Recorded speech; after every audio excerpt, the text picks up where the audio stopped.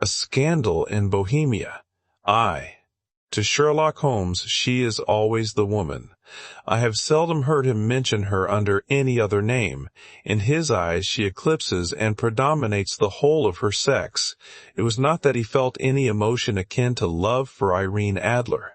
All emotions, and that one particularly, were abhorrent to his cold, precise, but admirably balanced mind. He was, I take it, the most perfect reasoning and observing machine that the world has seen, but as a lover he would have placed himself in a false position. He never spoke of the softer passions, save with a jibe and a sneer. They were admirable things for the observer, excellent for drawing the veil from men's motives and actions. But for the trained reasoner to admit such intrusions into his own delicate and finely adjusted temperament was to introduce a distracting factor which might throw a doubt upon all his mental results. Grit in a sensitive instrument or a crack in one of his own high-power lenses would not be more disturbing than a strong emotion in a nature such as his. And yet there was but one woman to him, and that woman was the late Irene Adler, of dubious and questionable memory. I had seen little of Holmes lately. My marriage had drifted us away from each other. My own complete happiness, and the home-centered interests which rise up around the man who first finds himself master of his own establishment, were sufficient to absorb all my attention, while Holmes, who loathed every form of society with his whole Bohemian soul, remained in our lodgings in Baker Street, buried among his old books, and alternating from week to week between cocaine and ambition, the drowsiness of the drug, and the fierce energy of his own keen nature. He was still, as ever, deeply attracted by the study of crime, and occupied his immense faculties and extraordinary powers of observation in following out those clues, and clearing up those mysteries which had been abandoned as hopeless by the official police. From time to time I heard some vague account of his doings, of his summons to Odessa in the case of the Trepoff murder, of his clearing up of the singular tragedy of the Atkinson brothers at Trincomalee, and finally of the mission which he had accomplished so delicately and successfully for the reigning family of Holland. Beyond these signs of his activity, however, which I merely shared with all the readers of the daily press, I knew little of my former friend and companion. One night, it was on the 20th of March, 1888, I was returning from a journey to a patient, for I had now returned to civil practice, when my way led me through Baker Street. As I passed the well-remembered door, which must always be associated in my mind with my wooing and with the dark incidents of the study in scarlet, I was seized with a keen desire to see Holmes again, and to know how he was employing his extraordinary powers. His rooms were brilliantly lit, and even as I looked up I saw his tall, spare figure pass twice in a dark silhouette against the blind. He was pacing the room swiftly, eagerly, with his head sunk upon his chest and his hands clasped behind him. To me, who knew his every mood and habit, his attitude and manner told their own story. He was at work again. He had risen out of his drug-created dreams and was hot upon the scent of some new problem. I rang the bell and was shown up to the chamber which had formerly been in part my own. His manner was not effusive. It seldom was, but he was glad, I think, to see me.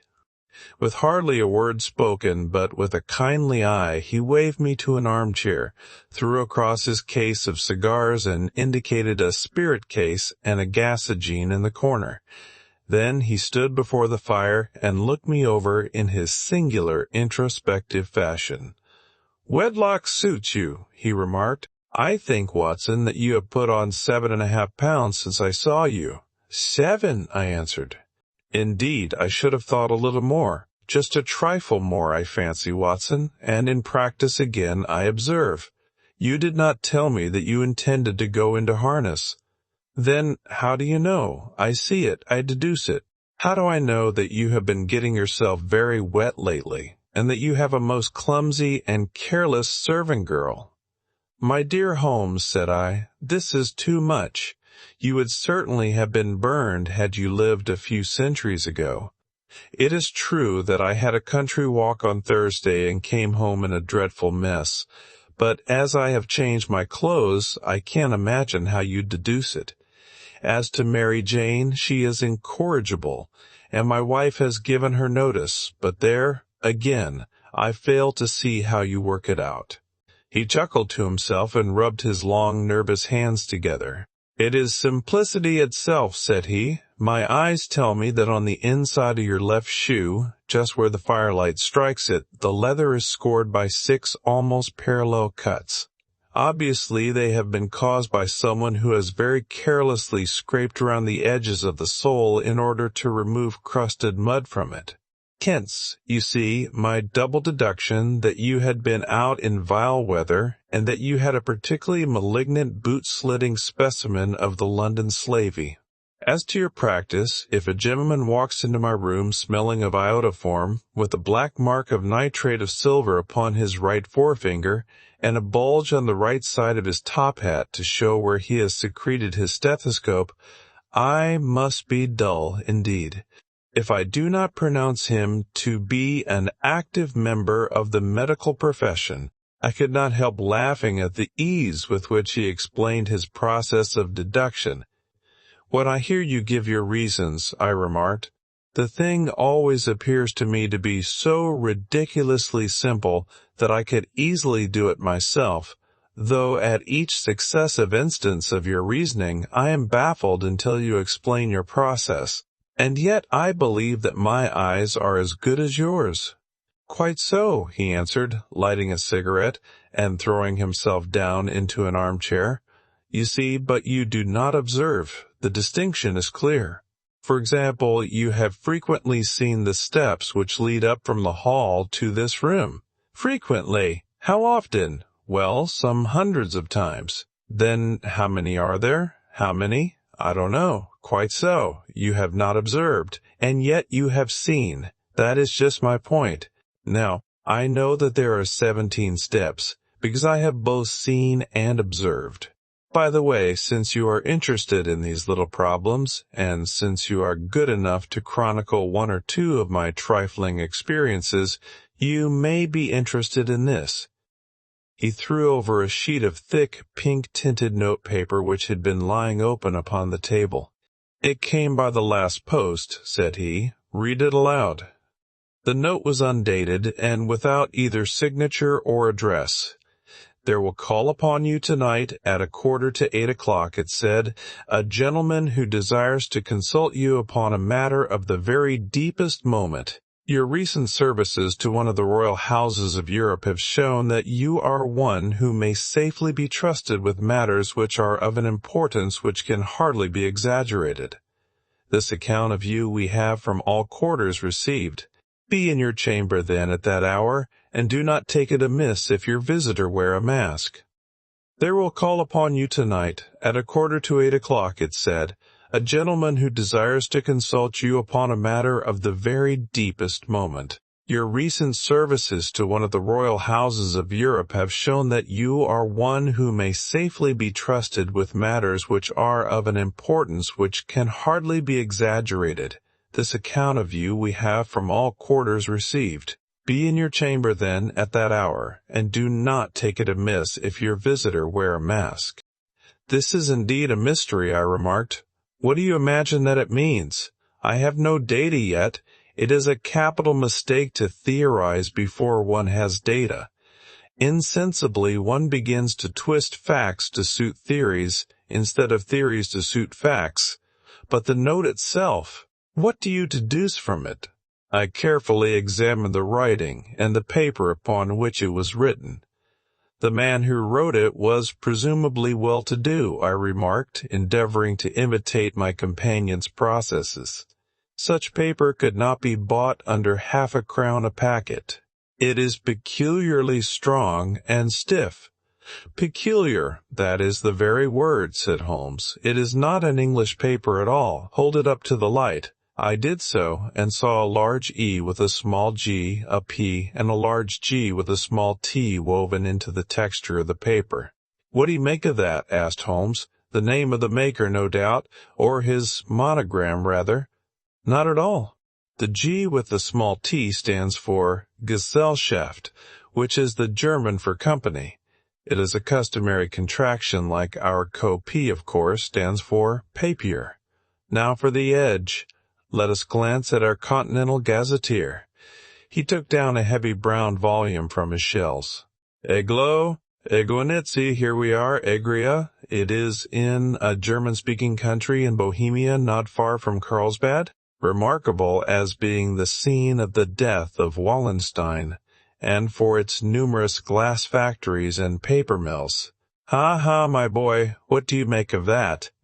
His eyes sparkled, and he sent up a great blue triumphant cloud from his cigarette.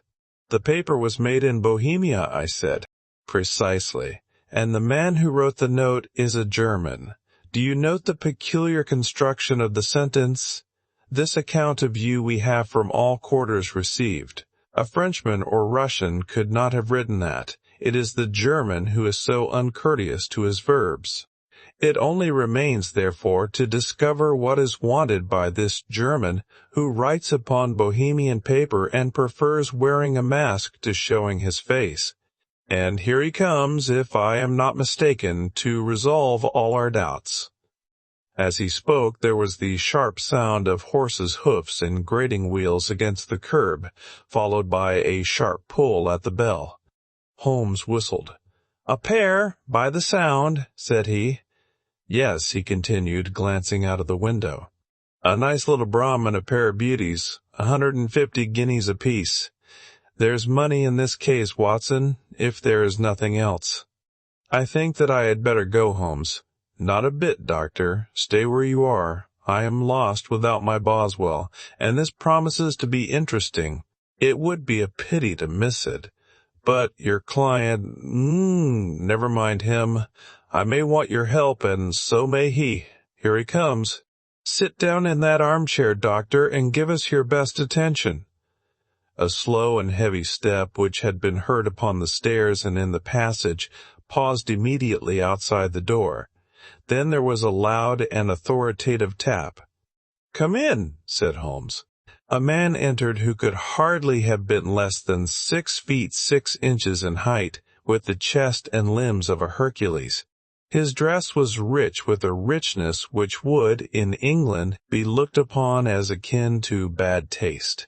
Heavy bands of astrakhan were slashed across the sleeves and fronts of his double-breasted coat, while the deep blue cloak which was thrown over his shoulders was lined with flame-colored silk and secured at the neck with a brooch which consisted of a single flaming beryl. Boots which extended halfway up his calves, and which were trimmed at the tops with rich brown fur, completed the impression of barbaric opulence which was suggested by his whole appearance. He carried a broad-brimmed hat in his hand, while he wore across the upper part of his face, extending down past the cheekbones, a black-visored mask, which he had apparently adjusted that very moment, for his hand was still raised to it as he entered. From the lower part of the face he appeared to be a man of strong character, with a thick, hanging lip, and a long, straight chin, suggestive of resolution pushed to the length of obstinacy. "You had my note?" he asked, with a deep, harsh voice and a strongly marked German accent. "I told you that I would call." He looked from one to the other of us, as if uncertain which to address. "Pray take a seat," said Holmes. "This is my friend and colleague, Dr. Watson, who is occasionally good enough to help me in my cases. Whom have I the honor to address?" "You may address me as the Count von Krem, a Bohemian nobleman. I understand that this gentleman, your friend, is a man of honor and discretion, whom I may trust with a matter of the most extreme importance. If not, I should much prefer to communicate with you alone." I rose to go, but Holmes caught me by the wrist and pushed me back into my chair. "It is both, or none," said he. You may say before this gentleman anything which you may say to me." The Count shrugged his broad shoulders. "Then I must begin," said he, "by binding you both to absolute secrecy for 2 years. At the end of that time the matter will be of no importance. At present it is not too much to say that it is of such weight it may have an influence upon European history." "I promise," said Holmes. "And I." "You'll excuse this mask," continued our strange visitor. "The august person who employs me wishes his agent to be unknown to you, and I may confess at once that the title by which I have just called myself is not exactly my own." "I was aware of it," said Holmes dryly. "The circumstances are of great delicacy, and every precaution has to be taken to quench what might grow to be an immense scandal and seriously compromise one of the reigning families of Europe. To speak plainly, the matter implicates the great house of Ormstein, hereditary kings of Bohemia." "I was also aware of that," murmured Holmes, settling himself down in his armchair and closing his eyes. Our visitor glanced with some apparent surprise at the languid, lounging figure of the man who had been no doubt depicted to him as the most incisive reasoner and most energetic agent in Europe. Holmes slowly reopened his eyes and looked impatiently at his gigantic client. "If your Majesty would condescend to state your case," he remarked, "I should be better able to advise you." The man sprang from his chair and paced up and down the room in uncontrollable agitation. Then, with a gesture of desperation, he tore the mask from his face and hurled it upon the ground. "You are right," he cried. "I am the king. Why should I attempt to conceal it?" "Why, indeed?" murmured Holmes. "Your Majesty had not spoken before I was aware that I was addressing Wilhelm Gottsreich Sigismund von Ormstein, Grand Duke of Cassel-Felstein and hereditary King of Bohemia." "But you can understand," said our strange visitor, sitting down once more and passing his hand over his high white forehead. "You can understand that I am not accustomed to doing such business in my own person. Yet the matter was so delicate that I could not confide it to an agent without putting myself in his power. I have come incognito from Prague for the purpose of consulting you." "Then, pray consult," said Holmes, shutting his eyes once more. "The facts are briefly these. Some 5 years ago, during a lengthy visit to Warsaw, I made the acquaintance of the well-known adventuress, Irene Adler. The name is no doubt familiar to you." "Kindly look her up in my index, Doctor," murmured Holmes without opening his eyes. For many years he had adopted a system of docketing all paragraphs concerning men and things, so that it was difficult to name a subject or person on which he could not at once furnish information. In this case, I found her biography sandwiched in between that of a Hebrew rabbi and that of a staff commander who had written a monograph upon the deep-sea fishes. "Let me see," said Holmes. Born in New Jersey in the year 1858. Contralto, La Scala, Prima Donna Imperial Opera of Warsaw. Yes. Retired from operatic stage. Ha! Living in London. Quite so. Your Majesty, as I understand, became entangled with this young person, wrote her some compromising letters, and is now desirous of getting those letters back." "Precisely so. But how, was there a secret marriage?" "None. No legal papers or certificates?" "None." "Then I fail to follow your Majesty. If this young person should produce her letters for blackmailing or other purposes, how is she to prove their authenticity?" "There is the writing." "Pooh, pooh." "Forgery. My private notepaper. Stolen. My own seal. Imitated. My photograph. Bought. We were both in the photograph. Oh dear, that is very bad. Your Majesty has indeed committed an indiscretion." "I was insane." "You have compromised yourself seriously." "I was only Crown Prince then. I was young. I am but 30 now. It must be recovered. We have tried and failed. Your Majesty must pay." "It must be bought." "She will not sell." "Stolen then." 5 attempts have been made. Twice burglars in my pay ransacked her house. Once we diverted her luggage when she traveled. Twice she has been waylaid. There has been no result. No sign of it? Absolutely none, Holmes laughed. It is quite a pretty little problem, said he. But a very serious one to me, returned the king reproachfully. Very indeed. And what does she propose to do with the photograph? To ruin me. But how? I am about to be married, so I have heard, to Clotilde Lothman von Saxe-Meiningen, second daughter of the King of Scandinavia. You may know the strict principles of her family. She is herself the very soul of delicacy. A shadow of a doubt as to my conduct would bring the matter to an end. And Irene Adler threatens to send them the photograph. And she will do it. I know that she will do it. You do not know her, but she has a soul of steel. She has the face of the most beautiful of women and the mind of the most resolute of men. Rather than I should marry another woman, there are no lengths to which she would not go, none. You are sure that she has not sent it yet? I am sure. And why? Because she has said that she would send it on the day when the betrothal was publicly proclaimed. That will be next Monday. Oh, then we have 3 days yet, said Holmes with a yawn. That is very fortunate, as I have 1 or 3 matters of importance to look into just at present. Your Majesty will, of course, stay in London for the present? Certainly. You will find me at the Langham under the name of the Count von Kram. Then I shall drop you a line to let you know how we progress. Pray do so. I shall be all anxiety. Then, as to money, you have carte blanche. Absolutely. I tell you that I would give one of the provinces of my kingdom to have that photograph. And for present expenses?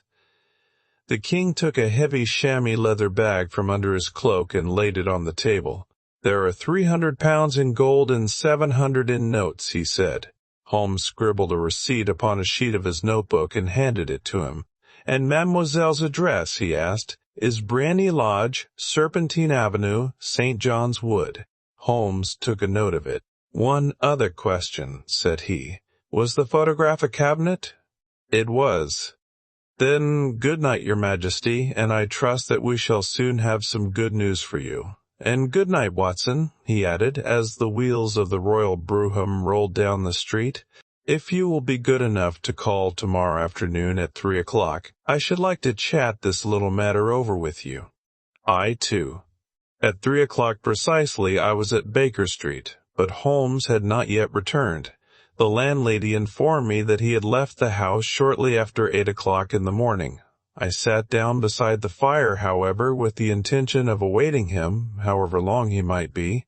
I was already deeply interested in his inquiry, for, though it was surrounded by none of the grim and strange features which were associated with the 2 crimes which I have already recorded, still, the nature of the case and the exalted station of his client gave it a character of its own.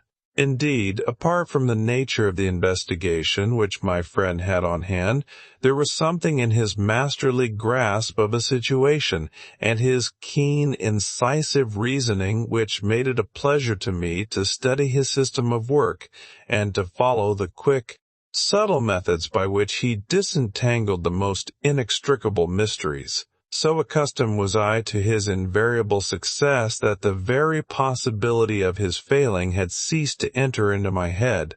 It was close upon 4 before the door opened, and a drunken-looking groom, ill-kempt and side-whiskered, with an inflamed face and disreputable clothes, walked into the room. Accustomed as I was to my friend's amazing powers in the use of disguises, I had to look 3 times before I was certain that it was indeed he. With a nod he vanished into the bedroom, whence he emerged in 5 minutes tweed-suited and respectable, as of old.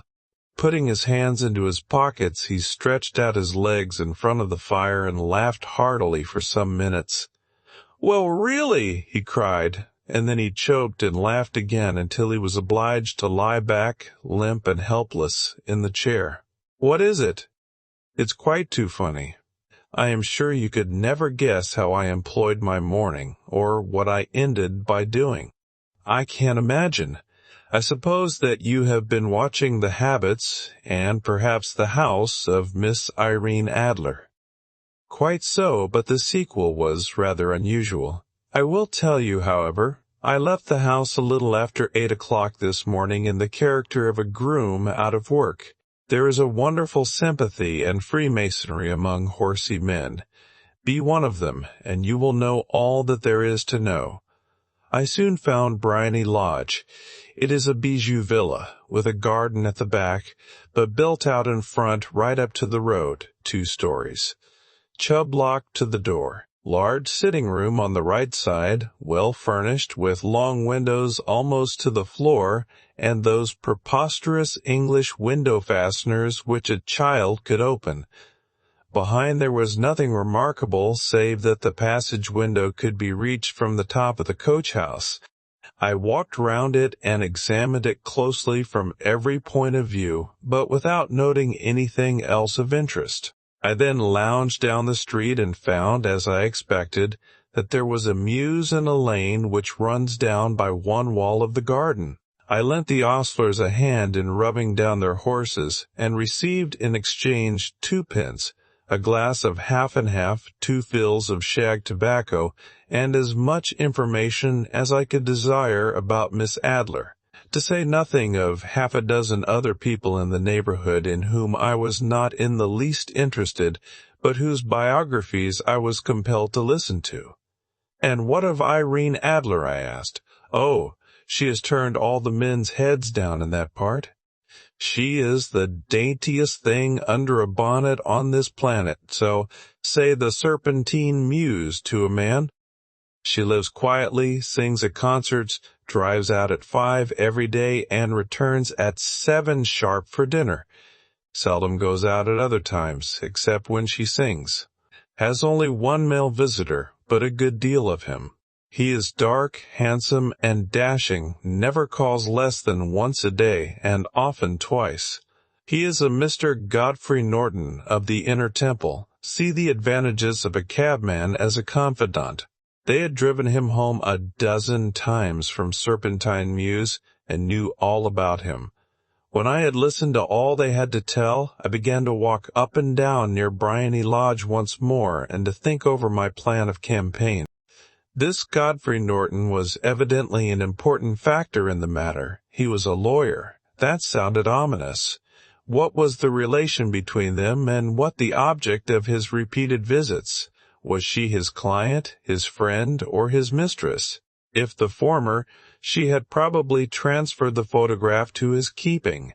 If the latter, it was less likely. On the issue of this question depended whether I should continue my work at Briony Lodge or turn my attention to the gentlemen's chambers in the Temple. It was a delicate point, and it widened the field of my inquiry. I fear that I bore you with these details, but I have to let you see my little difficulties, if you are to understand the situation. "I am following you closely," I answered. I was still balancing the matter in my mind when a hansom cab drove up to Briony Lodge, and a gentleman sprang out. He was a remarkably handsome man, dark, aquiline, and mustached to guess, evidently the man of whom I had heard. He appeared to be in a great hurry, shouted to the cabman to wait, and brushed past the maid, who opened the door with the air of a man who was thoroughly at home. He was in the house about half an hour, and I could catch glimpses of him in the windows of the sitting-room, pacing up and down, talking excitedly, and waving his arms. Of her I could see nothing. Presently he emerged, looking even more flurried than before. As he stepped up to the cab, he pulled a gold watch from his pocket and looked at it earnestly. "Drive like the devil," he shouted, "first to Gross and Hankey's in Regent Street, and then to the Church of St. Monica in the Edgware Road. Half a guinea if you do it in 20 minutes. Away they went, and I was just wondering whether I should not do well to follow them when up the lane came a neat little landau, the coachman with his coat only half buttoned and his tie under his ear, while all the tags of his harness were sticking out of the buckles. It hadn't pulled up before she shot out of the hall door and into it. I only caught a glimpse of her at the moment, but she was a lovely woman, with a face that a man might die for. "The Church of St. Monica, John," she cried, "and half a sovereign if you reach it in 20 minutes. This was quite too good to lose, Watson. I was just balancing whether I should run for it or whether I should perch behind her landau when a cab came through the street. The driver looked twice at such a shabby fare, but I jumped in before he could object. "The Church of St. Monica," said I, "and half a sovereign if you reach it in 20 minutes. It was 25 minutes to 12, and of course it was clear enough what was in the wind. My cabby drove fast. I don't think I ever drove faster, but the others were there before us. The cab and the landau with their steaming horses were in front of the door when I arrived. I paid the man and hurried into the church. There was not a soul there save the two whom I had followed and a surpliced clergyman who seemed to be expostulating with them. They were all three standing in a knot in front of the altar. I lounged up the side aisle like any other idler who has dropped into a church. Suddenly, to my surprise, the three at the altar faced round to me, and Godfrey Norton came running as hard as he could towards me. "Thank God," he cried. "You'll do. Come, come." "What then?" I asked. "Come, man, come, only 3 minutes, or it won't be legal." I was half dragged up to the altar, and before I knew where I was, I found myself mumbling responses which were whispered in my ear, and vouching for things of which I knew nothing, and generally assisting in the secure tying up of Irene Adler, spinster, to Godfrey Norton, bachelor. It was all done in an instant, and there was the gentleman thanking me on the one side and the lady on the other, while the clergyman beamed on me in front. It was the most preposterous position in which I ever found myself in my life, and it was the thought of it that started me laughing just now. It seems that there had been some informality about their license, that the clergyman absolutely refused to marry them without a witness of some sort, and that my lucky appearance saved the bridegroom from having to sally out into the streets in search of a best man. The bride gave me a sovereign, and I mean to wear it on my watch chain in memory of the occasion. "This is a very unexpected turn of affairs," said I, "and what then?" "Well, I found my plans very seriously menaced. It looked as if the pair might take an immediate departure, and so necessitate very prompt and energetic measures on my part. At the church door, however, they separated, he driving back to the temple, and she to her own house. "I shall drive out in the park at 5 as usual," she said as she left him. I heard no more. They drove away in different directions, and I went off to make my own arrangements. "Which are?" "Some cold beef and a glass of beer," he answered, ringing the bell. "I have been too busy to think of food, and I am likely to be busier still this evening. By the way, Doctor, I shall want your cooperation. I shall be delighted." "You don't mind breaking the law?" "Not in the least, nor running a chance of arrest. Not in a good cause." "Oh, the cause is excellent." "Then I am your man. I was sure that I might rely on you. But what is it you wish? When Mrs. Turner has brought in the tray, I will make it clear to you." "Now," he said, as he turned hungrily on the simple fare that our landlady had provided, "I must discuss it while I eat, for I have not much time. It is nearly 5 now. In 2 hours we must be on the scene of action. Miss Irene, or Madame, rather, returns from her drive at 7. We must be at Briony Lodge to meet her." "And what then?" "You must leave that to me. I have already arranged what is to occur. There is only one point on which I must insist. You must not interfere, come what may. You understand? I am to be neutral, to do nothing whatever. There will probably be some small unpleasantness. Do not join in it. It will end in my being conveyed into the house. 4 or 5 minutes afterwards, the sitting-room window will open. You are to station yourself close to that open window. Yes, you are to watch me, for I will be visible to you. Yes, And when I raise my hand to summon you will throw into the room what I give you to throw, and will at the same time raise the cry of fire. You quite follow me? Entirely. It is nothing very formidable, he said, taking a long, cigar-shaped roll from his pocket. It is an ordinary plumber's smoke rocket, fitted with a cap at either end to make it self-lighting. Your task is confined to that. When you raise your cry of fire, it will be taken up by quite a number of people. You may then walk to the end of the street, and I will rejoin you in 10 minutes.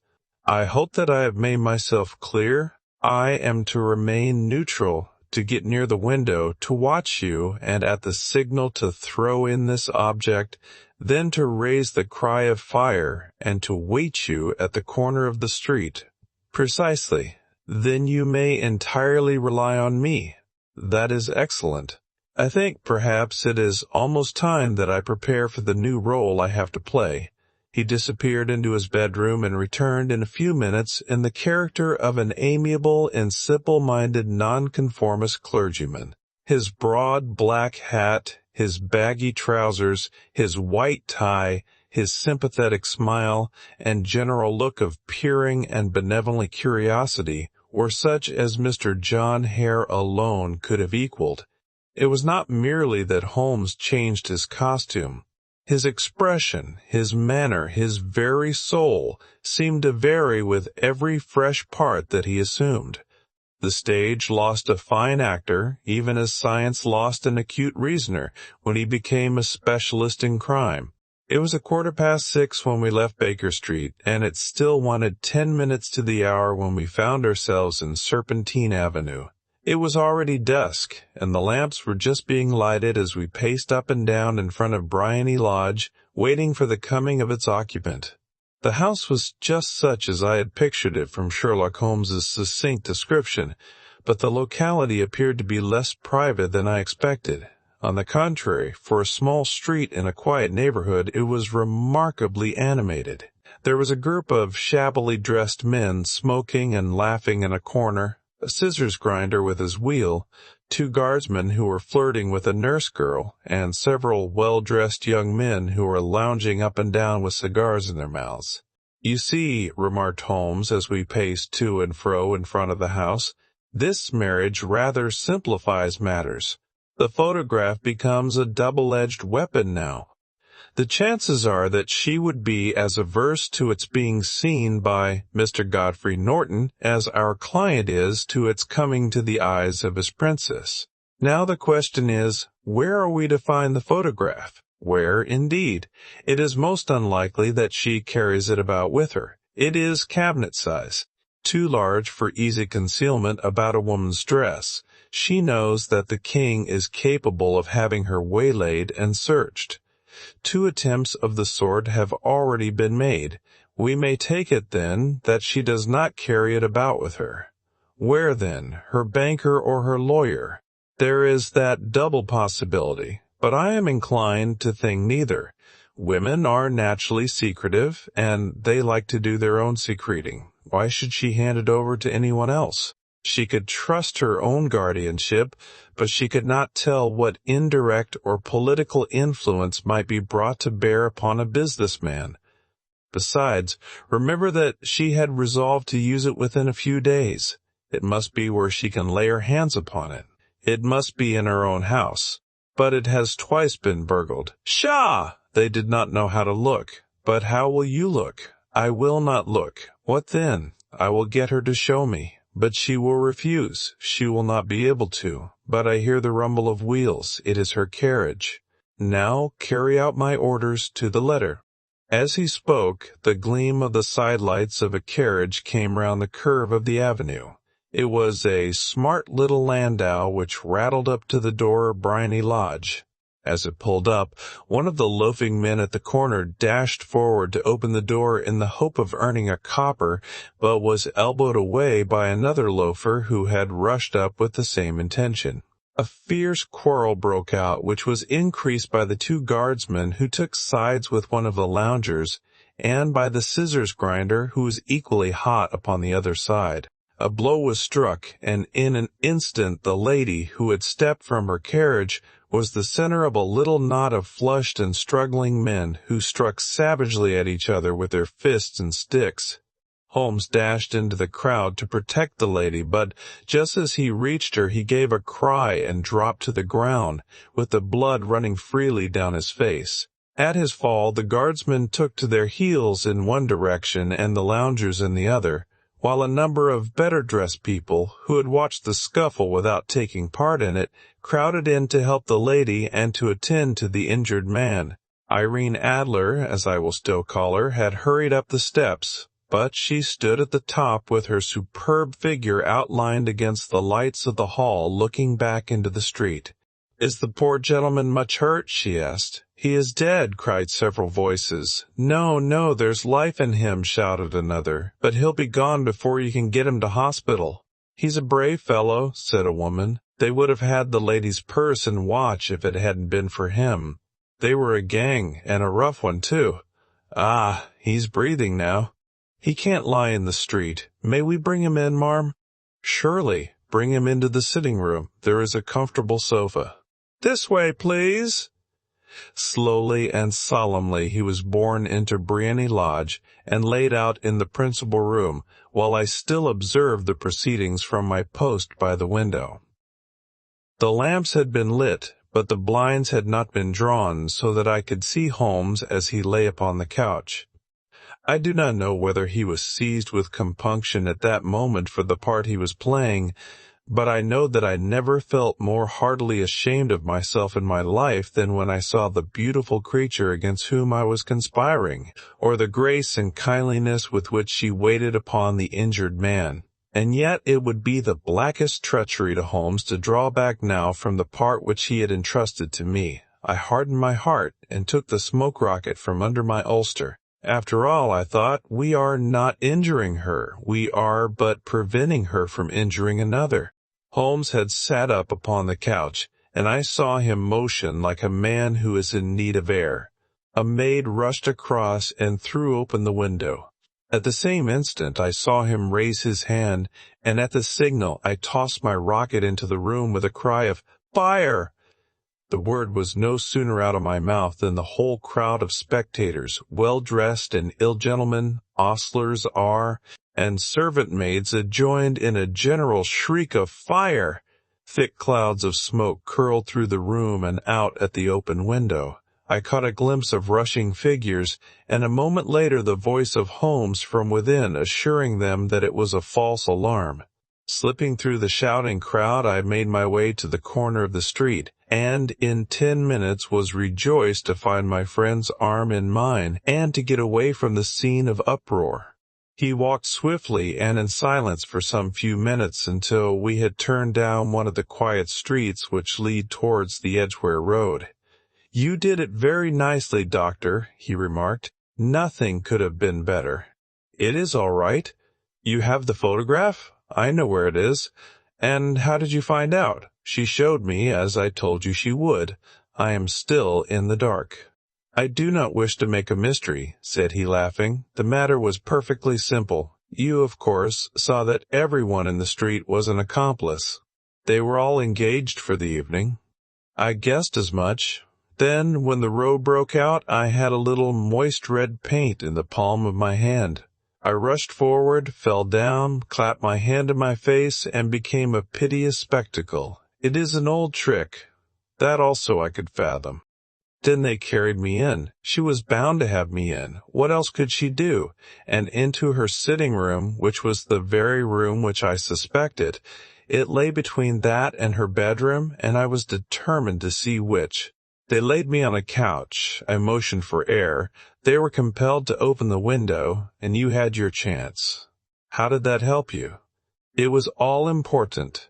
When a woman thinks that her house is on fire, her instinct is at once to rush to the thing which she values most. It is a perfectly overpowering impulse, and I have more than once taken advantage of it. In the case of the Darlington substitution scandal, it was of use to me, and also in the Arnsworth Castle business. A married woman grabs at her baby, an unmarried one reaches for her jewel box. Now it was clear to me that Our Lady of today had nothing in the house more precious to her than what we are in quest of. She would rush to secure it. The alarm of fire was admirably done. The smoke and shouting were enough to shake nerves of steel. She responded beautifully. The photograph is in a recess behind a sliding panel, just above the right bell pull. She was there in an instant, and I caught a glimpse of it as she half drew it out. When I cried out that it was a false alarm, she replaced it, glanced at the rocket, rushed from the room, and I have not seen her since. I rose and, making my excuses, escaped from the house. I hesitated whether to attempt to secure the photograph at once, but the coachman had come in, and as he was watching me narrowly, it seemed safer to wait. A little over-precipitance may ruin all. "And now?" I asked. "Our quest is practically finished. I shall call with the king tomorrow and with you if you care to come with us. We will be shown into the sitting room to wait for the lady, but it is probable that when she comes she may find neither us nor the photograph. It might be a satisfaction to His Majesty to regain it with his own hands." "And when will you call?" "At 8 in the morning. She will not be up, so that we shall have a clear field. Besides, we must be prompt, for this marriage may mean a complete change in her life and habits. I must wire to the king without delay." We had reached Baker Street and had stopped at the door. He was searching his pockets for the key when someone passing said, "Good night, Mr. Sherlock Holmes." There were several people on the pavement at the time, but the greeting appeared to come from a slim youth in an ulster who had hurried by. "I've heard that voice before," said Holmes, staring down the dimly lit street. "Now, I wonder who the deuce that could have been." "3. I slept at Baker Street that night, and we were engaged upon our toast and coffee in the morning when the King of Bohemia rushed into the room. "You have really got it," he cried, grasping Sherlock Holmes by either shoulder and looking eagerly into his face. "Not yet." "But you have hopes." "I have hopes." "Then come, I am all impatience to be gone. We must have a cab." "No, my brougham is waiting." "Then that will simplify matters." We descended and started off once more for Briony Lodge. "Irene Adler is married," remarked Holmes. "Married? When?" "Yesterday." "But to whom?" "To an English lawyer named Norton." "But she could not love him." "I am in hopes that she does." "And why in hopes?" "Because it would spare your Majesty all fear of future annoyance. If the lady loves her husband, she does not love your Majesty. If she does not love your Majesty, there is no reason why she should interfere with your Majesty's plan." "It is true. And yet, I wish she had been of my own station. What a queen she would have made." He relapsed into a moody silence, which was not broken until we drew up in Serpentine Avenue. The door of Briony Lodge was open, and an elderly woman stood upon the steps. She watched us with a sardonic eye as we stepped from the brougham. "Mr. Sherlock Holmes, I believe," said she. "I am Mr. Holmes," answered my companion, looking at her with a questioning and rather startled gaze. "Indeed. My mistress told me that you were likely to call.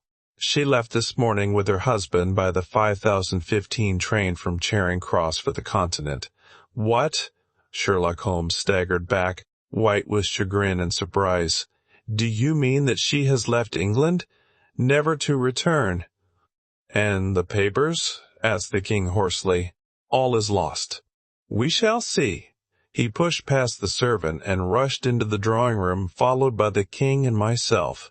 The furniture was scattered about in every direction, with dismantled shelves and open drawers, as if the lady had hurriedly ransacked them before her flight. Holmes rushed at the bell-pull, tore back a small sliding shutter, and, plunging in his hand, pulled out a photograph and a letter. The photograph was of Irene Adler herself, in evening dress. The letter was superscribed to Sherlock Holmes, Esq., to be left till called for. My friend tore it open, and we all three read it together.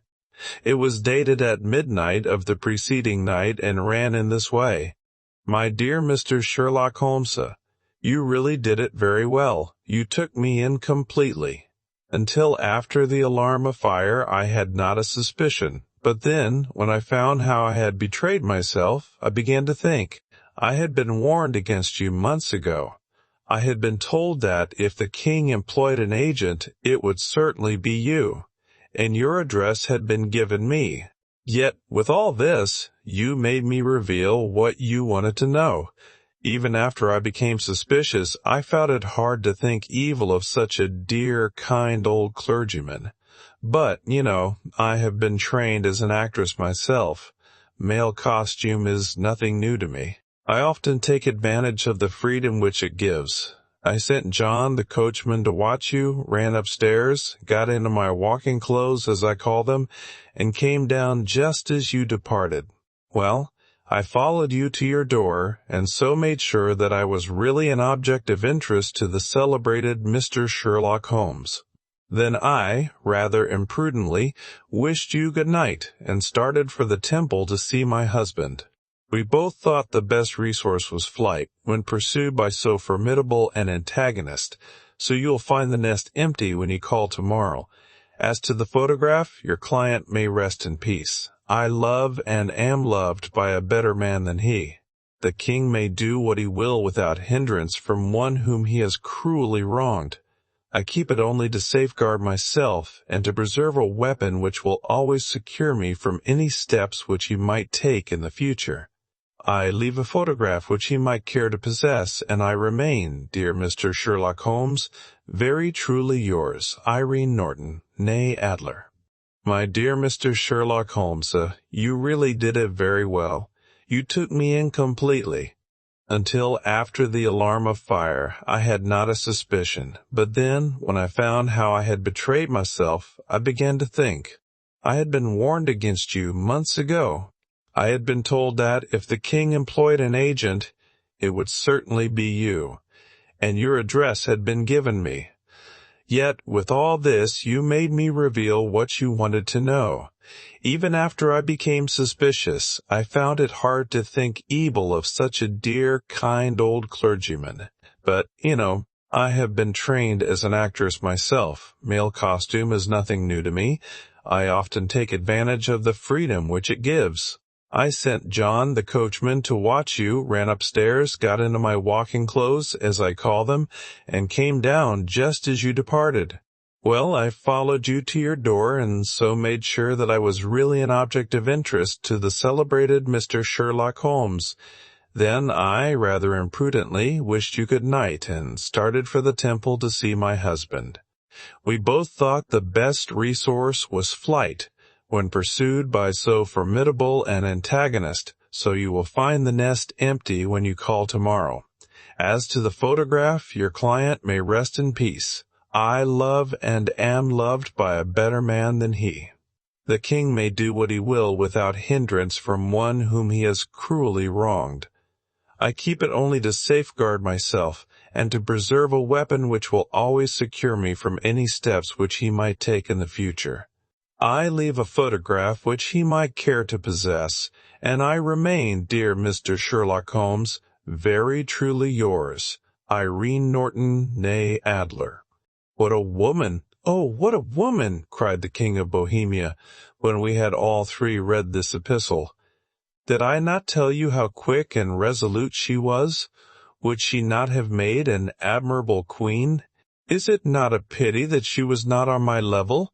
From what I have seen of the lady, she seems indeed to be on a very different level to your Majesty, said Holmes coldly. I am sorry that I have not been able to bring your Majesty's business to a more successful conclusion. On the contrary, my dear sir, cried the king, nothing could be more successful.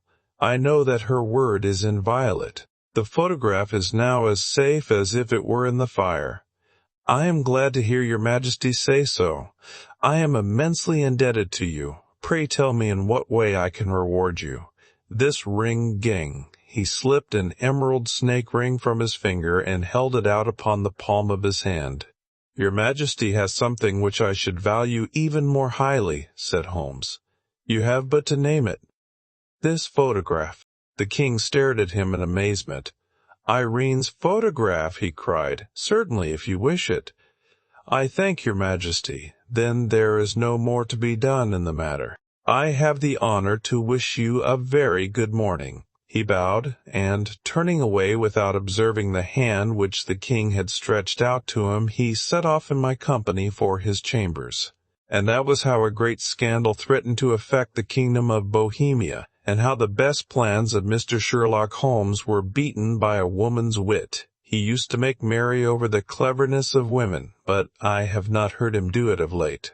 And when he speaks of Irene Adler, or when he refers to her photograph, it is always under the honorable title of the woman.